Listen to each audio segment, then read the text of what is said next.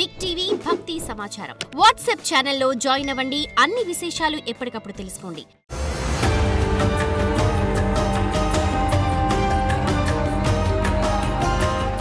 ద్వాదశ రాశుల్లో గ్రహ గమనాల్ని ఓసారి వీక్షింపచేద్దాం. మిథున రాశిలో 12 సంవత్సరాల తర్వాత గురువు మరియు శుక్ర భగవానుడు సంయోగ సంచార స్థితి, కర్కాటక రాశిలో రవి బుధ సంచార స్థితి, బుధాదిత్య రాజయోగము, సింహరాశిలో కేతు సంచార స్థితి, కన్యరాశిలో కేతు సంచార స్థితి, కుంభరాశిలో రాహు సంచార స్థితి, మీనరాశిలో శని భగవానుని వక్రగమన సంచార స్థితితో ద్వాదశ రాశుల్లో గ్రహ గమనాలు ఈ విధంగా ఉన్నాయి.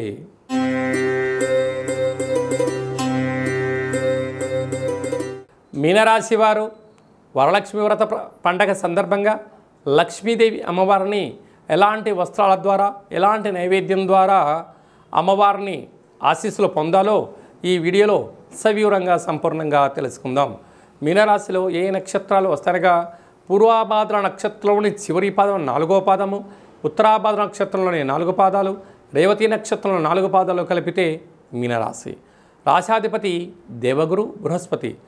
రాశిలోనే శని భగవానుడు సంచారం చేయడము, ఏళ్లనాటి శని వీరికి మధ్యమ సంచార స్థితి ఉండడము, అనేక రకాలైనటువంటి సమస్యలతో, అనారోగ్య ఇబ్బందులు, ఆటంకాలతో సతమతమవుతూ ఉంటారు.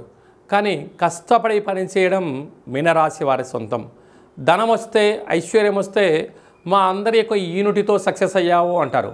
మీరు ఫెయిల్యూర్ అయితే ఇది నీ ఒక్కడి వల్లే అయిందని చెప్పి మీ మీద నిందలు వేయడానికి అనేక మంది పొంచి ఉన్నారు. తస్మాత్ జాగ్రత్త. తొందరపడి ఏది ఎలాంటి నిర్ణయాలు తీసుకోవద్దు. అది ఏ కాకుండా 12 సంవత్సరాల తర్వాత శుక్ర భగవానుడు గురువుతో మిథున రాశిలో సంచారం చేయడం వలన విశేషంగా బ్యాంకులు, లావాదేవీలు, ఓటీపీలు, అలాగే ఫేస్బుక్లో, వాట్సాప్లో నీకు నచ్చినది కదా, ఇది నిజం కదా అని చెప్పి ఎప్పుడైతే దానిని ఫార్వర్డ్ చేసావా భారీ మూల్యం చెల్లించక తప్పదు మిత్రమా అని చెప్పి జ్యోతిర్విజ్ఞానం తెలియజేస్తుంది.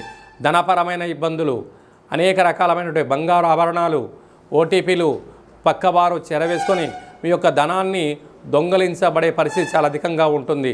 తస్మాత్ జాగ్రత్త.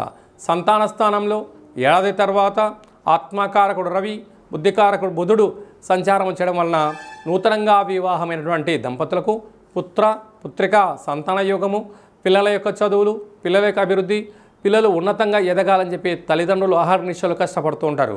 అదే భావన పిల్లలు కూడా అర్థం చేసుకోగలిగినట్లయితే కుటుంబమే కదా స్వర్గసీమ అనే పరిస్థితి ఉంటుంది. లేకపోతే ఎవరికి వారే యమునా తీరయ్యే పరిస్థితి ఉంటుంది.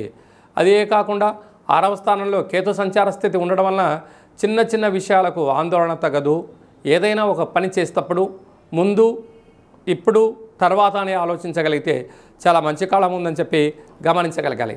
7వ స్థానంలో కుజుడు సంచారం చేయడం వలన కుజదోష ప్రభావం కారణం వలన నీటితో కానీ, నిప్పుతో కానీ, పంచభూతాలతో కానీ దయచేసి చెలగాటం ఆడవద్దు. ప్రేమికులు చాలా జాగ్రత్తగా ఉండాలి. భార్యాభర్తల మధ్య అన్యోన్యత చాలా అవసరం. కుటుంబంతో వీలైనంత వరకు దాపరికలమైనటువంటి వ్యవహార కార్యకలాపాలకు ఇది సరైన సమయం కాదు అని చెప్పి గమనించాలి. రహస్య చర్చలకు, రహస్య మంతనాలకు ఇది సరైన సమయం కాదు. వీలైనంత వరకు మౌనము, ధ్యానము, ఆధ్యాత్మిక చింతన, సత్ప్రవర్తన, ఆరోగ్యంగా ఉండగలిగినట్లయితే ఈ యొక్క శని యొక్క తీక్ష ప్రభావం తగ్గి, కుజదోష ప్రభావం తగ్గి, ఆయుర ఆరోగ్యాలు మీ సొంతమవుతాయని చెప్పి గమనించాలి.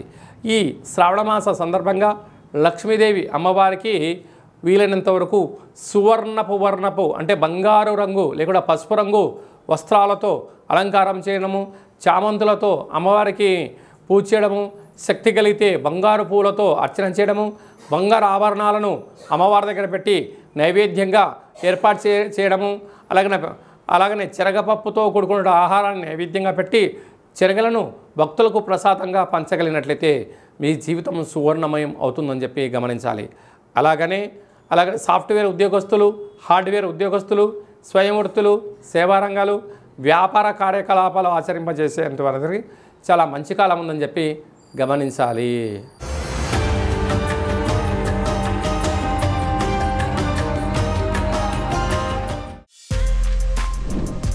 For more videos like this, subscribe Big TV channel.